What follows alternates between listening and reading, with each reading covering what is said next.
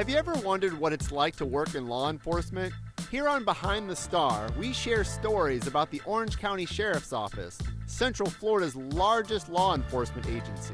From forensics to dispatch to the deputies on patrol, we'll talk to the brave men and women who protect our community. This is Behind the Star, the official podcast of the Orange County Sheriff's Office. Welcome to Behind the Star. My name is John Bustecker. I am the official storyteller of the Orange County Sheriff's Office, and this is the official podcast of the Orange County Sheriff's Office. This is kind of a new thing that we're doing here at the agency.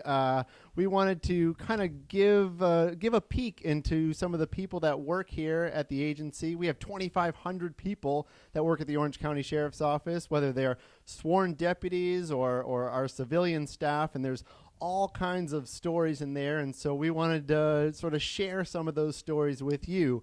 And as I said, my title actually is storyteller. It's on my business card. I do a lot of video for the website, and I do it for social media, but with podcasts, you sort of get a little bit more of a chance to dive a little deeper into some of these topics. And so because this is the first podcast called, as I said, Behind the Star, we figured we would start at the top of our organization with Sheriff John Mina. We're actually in his office. Welcome, Sheriff. Good to be here, John. Thank you. And so we're excited to talk to you. We're excited to kick off this podcast, and we're excited to have you on the very first episode. So you've been sheriff since November, is that right? Correct. I was elected in November of last year. So how's it going so far? It's going great. You know, I really do love being the sheriff of Orange County. You know, I've watched this agency from afar when I was in my role as chief of the Orlando Police Department. Obviously, worked very closely with them, you know, for these past 28 years, but actually being here in the sheriff's office, interacting with the staff and the deputies and all of our civilian employees has been just great. And I really got a good chance to see how great an agency this is, and I couldn't be more thrilled to be here. Is it what you expected so far? Yeah, so as you can imagine, being the leader of a large agency, especially in law enforcement, you know, you still deal with a lot of the same issues I dealt with as chief, crime and the issues within the community, and also personnel issues. But one of the things, a lot of people ask me, what is the biggest difference between being chief and being sheriff? So the biggest difference is the independence of being an elected official. And I loved my time at the city of Orlando. I loved working for Mayor Dyer and his staff, but you know, here there's a lot more independence, and it's been very liberating. And you know, we're doing a great job over here. And you know, when they call me, that's the last phone call. So I have the ultimate decision. That must be nice. Yeah, it really is nice. Very liberating. So let's go back a little bit. So as you said, you were the chief of police for how many years was it? For 4.5 years at Orlando. And then before you were chief, you were at the Orlando Police Department for almost 30 years. Why don't you tell us a little bit about your history? Yeah, sure. So I was born in New York, raised in New Jersey. I went to a Catholic elementary school and a public high school. Right after high school, I wanted to serve my country. I also wanted to be a police officer, and I knew, you know, one of the routes to become a law enforcement officer is through the military. We have a lot of people do that. We recruit very heavily still to this day. Did you have family in the military, or as police officers, just something you wanted to do? No, not at all. So growing up, always wanted to be a police officer and saw the military as my path towards that goal. And so I was stationed in Fort Bragg, North Carolina, and part of the 82nd Airborne Division. I was a military police officer, loved serving my country. Well, while I was up there, the Orlando Police Department came up there to recruit soldiers. And, you know, I was, 20, 21 at the time, and I said, yes, I will come to sunny Orlando, Florida. So came here in 1990. Real quick, did you have any other options, or was it just Orlando? No, there were several other police departments in New Jersey that I was applying for and had interest in, but it's hard to compare or compete with Orlando, as everyone else has figured out. And so I spent 28 years at the Orlando Police Department and did everything from patrol to drug enforcement. I was a bicycle officer. I was in the training unit, community involvement. I was a staff director. for then Chief Val Demings, and I was on the SWAT team for 17 years, and ultimately the SWAT team commander, and rose through the ranks all the way up to chief of police. What do you remember about being a street cop? I what I tell people is you really have to be there and see it and hear it and feel it and smell it. When you watch it on TV, it's just a totally different than actually being out there and doing it. I always loved arresting the bad guy. I still love it when bad guys go to jail. Love that part about. I love the part that I know when someone calls 911, I'm really the other person that is on the other end of that line, really through a dispatcher that comes to help. So when someone reaches out for help, there's going to be an officer or deputy shows up their front door and hopefully to save the day or at least make things a little bit better than they were. While you were a street cop, are there any cases that sort of stick out or anything that you remember from working the streets? A bunch of different cases. One that has always stuck with me for a very, very long time. It's a very, very sad case where it was just started out as a regular child neglect case, and we responded to this apartment, and the neighbors said basically that their neighbors, the children, had come over and said, "Hey, our parents aren't home," and it was getting late. It was like 7 or 8 o'clock at night, and they hadn't heard from anyone, and so there were several siblings, and the oldest was an 11-year-old girl, and she was kind of taking care of the younger siblings, and so we said, well, let's go to the apartment. It's right across the breezeway, and we said, let's see if we can at least get you in, and then we'll stay in there with you. We'll try and figure out. Maybe we'll call someone, try and call your parents, and figure out what's going on. Well, as soon as we got the door open, the 11-year-old, she ran right past us, ran to the closet, opened the closet, and said, "There's a dead body in there." Whoa! And we said, "Wait a minute, back up," and her mother was in there, and it turned out her father had killed her mother in front of all the kids, but they were just so scared, didn't know what to do. They just went to the neighbor's house. Oh, no.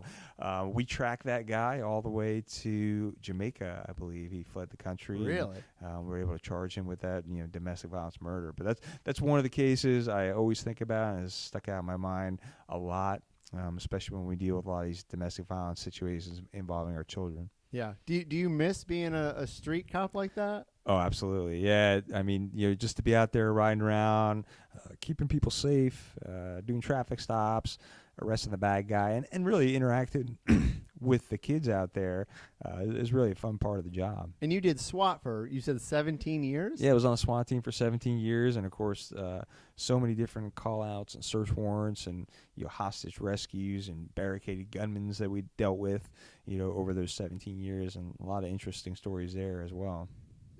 To me, I mean, I've never been an officer in my life. I don't ever plan to be. To me, it just sounds really dangerous. And so it's a fun job, and I think maybe some in society lose track or that it's a very dangerous job, and we deal with it. In law enforcement, we deal with it every day. We hear about the people out there in the street committing crimes, sometimes very heinous crimes. Many times, people are carrying deadly weapons and or firearms, and it does seem like it has become more violent over the past several years. Everyone seems to have a gun, and not only do they have a gun, it seems like they're more willing to use that in a violent situation. And sometimes people forget we wear body armor to work every day, so that if we get shot, it will help save our lives. So a very dangerous job. Were you ever afraid being an officer, or is it just something they teach you not to be afraid? I think people are lying if they said they were never afraid. It's natural. It's common to have fear. The part about being a law enforcement officer is being able to fight through that fear, to go get the bad guy, to go save a child. So it's very common, and soldiers and people in the military face that same thing. It's okay to be afraid. You just have to fight through that fear to make sure you accomplish the mission. As you said, you sort of rose through the ranks. Eventually, you made your way to chief. I mean, what was that like, being named chief of police? Definitely one of the greatest honors of my life. As I kind of rose through the ranks. I had people, mentors, pushing me along to say, hey, you know what, John, you should take the next test. You'd probably make a good sergeant. You'd probably make a good lieutenant, and then a good captain. Probably by the time I got to the captain rank, kind of watching the higher ranks and watching the chief of the police at that time, I said, yeah, I think I could see myself in that role. I think I could really do it, and if it works out, that'd be great. And kind of did everything I needed to do in law enforcement, and was able to do that. And I'll never forget the day that Mayor Dyer called me to his office and told me that I was going to be the next chief of the Orlando Police Department. It's very, very surreal, very, very, very humbling experience to be named the next chief in Orlando. So, Sheriff, when you were chief during one of the darkest days here in Orlando, during the Pulse shooting, and you were there during the response. Can you talk about that a little bit? Yeah, sure. I mean, certainly a day, and even the weeks following that I'll never forget. And I always tell people there's not a day that goes by I don't think about the victims. I don't think about the members of law enforcement that responded and acted bravely and courageously, and were dealing with a situation that really no one in American law enforcement had dealt with to that extent and that magnitude. So it was a very, very sad and horrific event that happened in our community. And I think, afterwards, everyone realized that, although this really bad thing happened, it united this community, and we moved forward with love and unity and not hate. How do you prepare for something like that? So it is hard to prepare for something like that, to that extent. And you think about it, our officers were dealing with an active shooter situation that turned into a hostage situation with a terrorist nexus, and also we're dealing with the threat of explosives. So it was a very dangerous, volatile situation. And I always tell people, the commanders, the officers and commanders who were making decisions in real time made the correct decisions at that time. And certainly we have learned from some of the challenges we faced there. And so, although it is hard to prepare, there are things that you could do. Joint training exercise, make sure that law enforcement is training with fire rescue for a joint response. Make sure that these incidents are so large that it's going to take more than one law enforcement agency to properly attack that situation. So even the area law enforcement have to make sure they train together and be as best prepared as they can. So after 4 years of chief of the Orlando Police Department, you decided you wanted to run for sheriff. Why run for sheriff? Yeah, so I was, nearing the end of my career at the Orlando Police Department. Like I said, been there coming up on 28 years. Had been the chief for 4 or so years when the announcement came out, and I had accomplished a lot of the things I wanted to accomplish at the Orlando Police Department. And I always kind of eyed like maybe a bigger agency in the future. I never really thought about Orange County Sheriff's Office, because I just figured that Mayor Demings would still be the sheriff. But when he announced that he was going to leave to become the mayor, I decided, you know what, I've been a resident here for nearly 30 years. I care deeply about the safety of this community. I'm the one in this area in law enforcement who's best equipped to be the sheriff in Orange County. So I felt a deep responsibility to do this. And obviously you won the election. You're sheriff now. What have you learned so far as sheriff? What's the job like? The job is a lot like being chief. I think the independence of being sheriff, knowing that the buck stops with me and that I answer to the voters. I don't answer to a mayor or city commission or county commissioner. I answer to the voters. So it's up to me to give the voters what they want as far as keeping them safe, keeping them secure, preventing crime, and really working with our community like we've never done before. And this is a large agency. As we said at the beginning, there's roughly 2,500 people that work at the Orange County Sheriff's Office. They're not all deputies. Some are civilian staff, but we do have a lot of deputies. How do you get out? How do you get to meet all these people? Yeah, so that is a challenge having this many employees and getting to know people. It's such a large agency. They work in all different parts of the county, all different times of the day.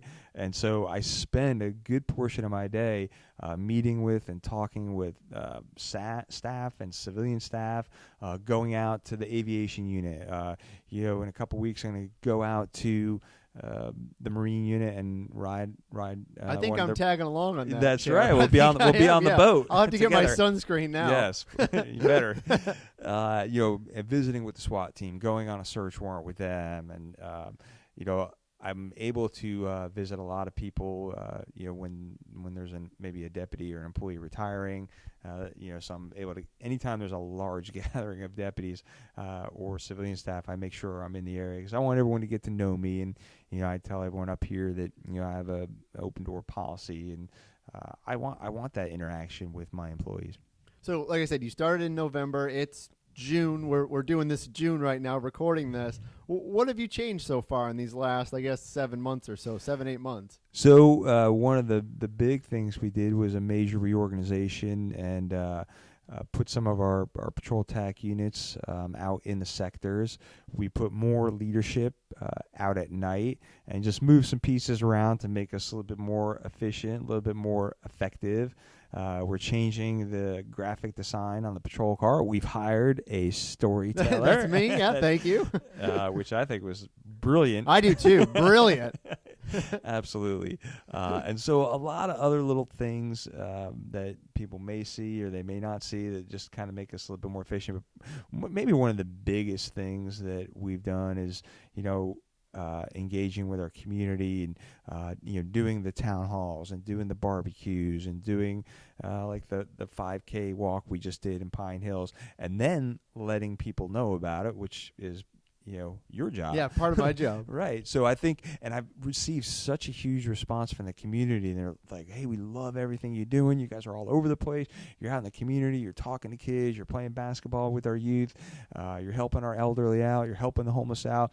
So there's a lot of people in this area, in this nation, who don't watch the news. So the only way they're going to find out about what we're doing at the Orange County Sheriff's Office is through our social media. So we really ramped that up and got a tremendous response from the community in regard to that. So speaking of those town halls and the community barbecues, how many barbecues did we do? 3 or 2 or 3? Yeah, so we did 3 barbecues and 5 town halls and a plethora of events throughout the county to engage with our residents. Yeah, and so why is it? Why engage with the residents like that? What does that do? Yeah, so we want our residents, especially our youth, to see us in a different light. We want them to see us as humans. We're just like them.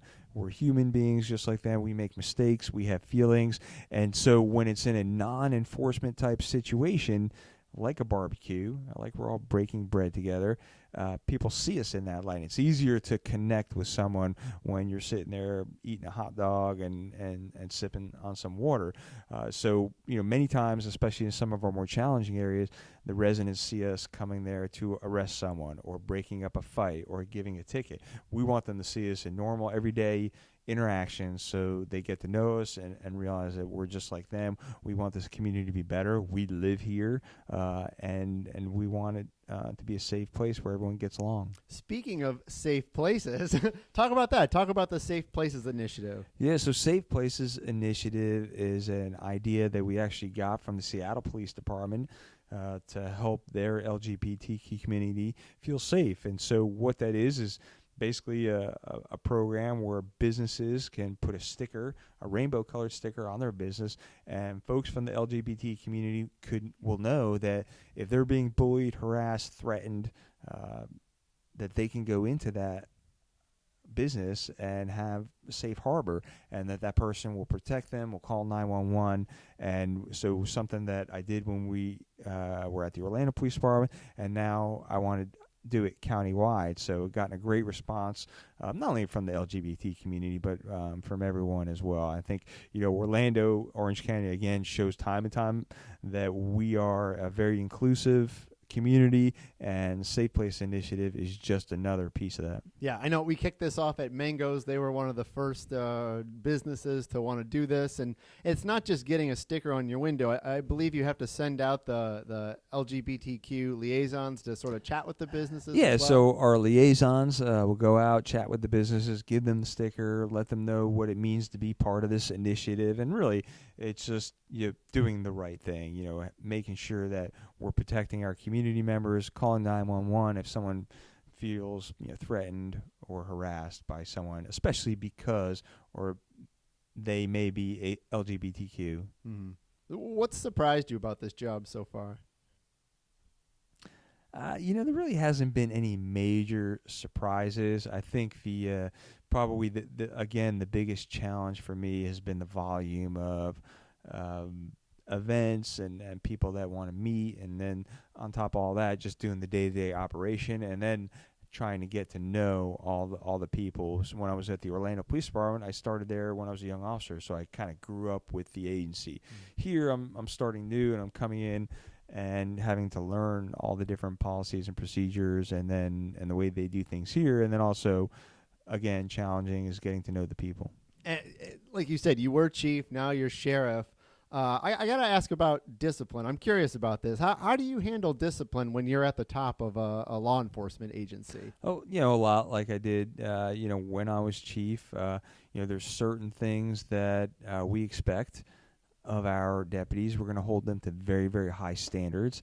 And, I'm going to be very reliant on my staff to control that and to recommend discipline that is fair, that is proportionate with the offense. And, like I said, I want to be open and transparent about that, but I also want to hold our deputies accountable when they do make mistakes. How about challenges? What do you see as the biggest challenge going forward? Not just with the agency, maybe just with law enforcement in general. Yeah, so one of the biggest challenges we face in law enforcement in our community, really in the nation, is the opioid epidemic and how that we are going to deal with that. And I think law enforcement thus far has done a great job of putting the dealers in jail who know that they're selling deadly heroin and fentanyl to drug users. I think we've done a good job of getting some legislation changed and also making sure all our deputies have Narcan, and has saved many, many lives. And although the heroin and fentanyl overdoses have gone up over the past 5 years, this year we're seeing a decrease because we believe of our efforts, because that we're deploying Narcan very frequently. So we're hoping to start that in a huge decrease. All right. Well, Sheriff, do you like wearing green? I love wearing the green. Yeah.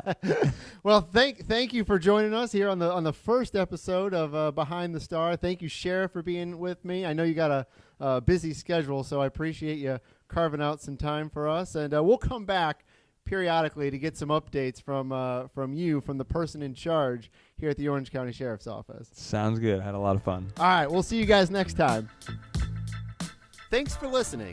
Don't forget to subscribe to Behind the Star. You can find us wherever you get your favorite podcasts. Also, follow us on Twitter, Instagram, Facebook, and YouTube. Until next time, I'm John Busdecker, and this is Behind the Star.